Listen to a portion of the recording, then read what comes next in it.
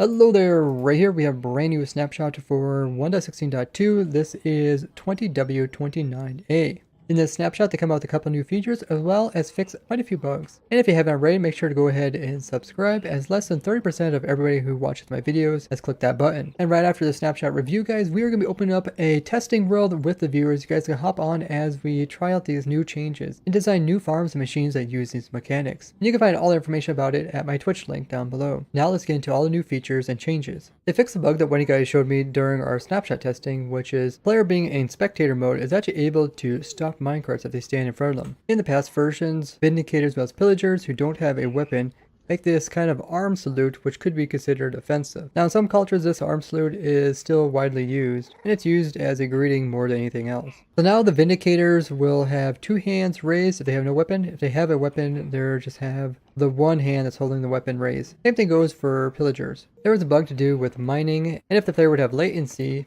the block that they're mining might reappear, but what also change is that the player's camera would also reset prior to them breaking the block. This bug has been fixed. In the world gen settings, if that is left empty, the structure's parameter generates all structures extremely frequent. This has now been changed to a default. The first change that they did is they reorganized the tools so that all the similar material type of tools are all together. So we got all the wood, stone, and etc.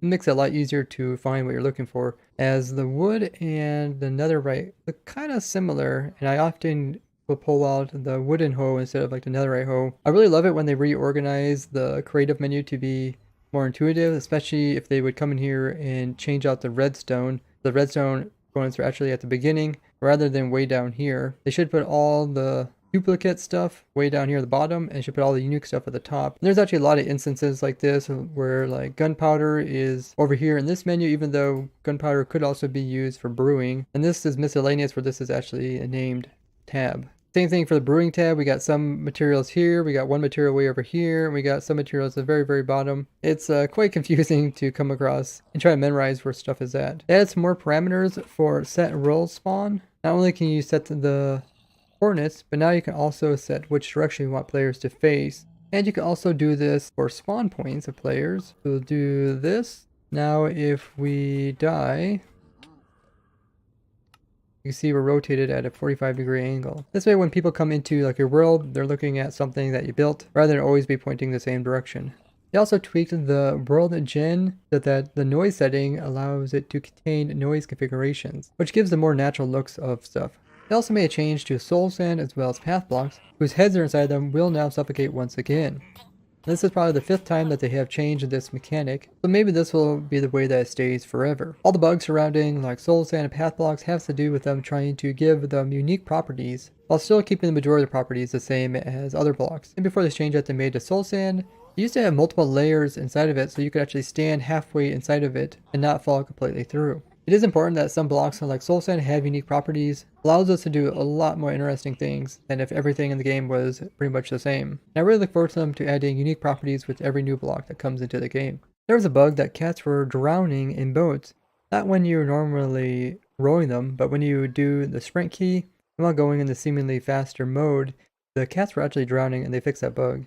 When the striders are out here in the rain, they do take damage. What if a baby was riding on top of an adult and it started to rain? The adult being in the lava shouldn't take damage, but the baby who's on top should take damage, and they weren't, so they changed that. They also fixed another bug to do with spectators, which is spectators could actually have boats landed on top of their heads, which is clearly not something you want to have. Enchantment wasn't showing up properly on blocks that were transparent if you had the fabulous settings enabled. So now that should be fixed. They fixed this bug where the player would be in creative just slightly above a block. If they're holding crouch plus spacebar at the same time, they wouldn't be able to leave the premise of this block, similar as if they were crouching on the block. They fixed the problem we seen last snapshot, which was hitboxes were rendering off-centered. It made stuff look really weird, especially hoppers. In the last snapshot, birch hill forest generating of trees was very scarce. It looked very strange. You can see it here. And now that is fixed. In the last snapshot, if you died with Tome of Dying, they give you fire resistance 2 effect instead of level 1. As level 1 and level 2 do the exact same thing. And here you can see what it used to look like. They fixed a bug where bone meal was only producing grass and never producing flowers. They also fixed a bug to do with giant trees and how they produce those kind of blobs of leaves to make them look more natural. They also fixed some slight bugs to do with elytras, and sometimes they're not showing up as being glittered when they are enchanted. And the last few snapshots, we have seen them fixing some pretty important bugs, many of which we talked about in the video covering 25 bugs that still exist in 1.16. But one of the bugs that hasn't been fixed that we mentioned was this one, where there is items inside of a hopper. It's trying to pull out stuff that is inside of a composter, and if the composter would try to make bone meal, it would end up trying to put that bone meal into this hopper, but the hopper is full, so the bone meal ends up getting destroyed. And this is a pretty problematic bug and is considered as being important. And this bug did affect my infinitely automatic fungus tree farm. It would be nice to see that it get fixed. This snapshot was kind of a smaller one, not as many features, not as many bug fixes. So we'll probably be looking at a pre-release next week, or they might be doing their candidate release.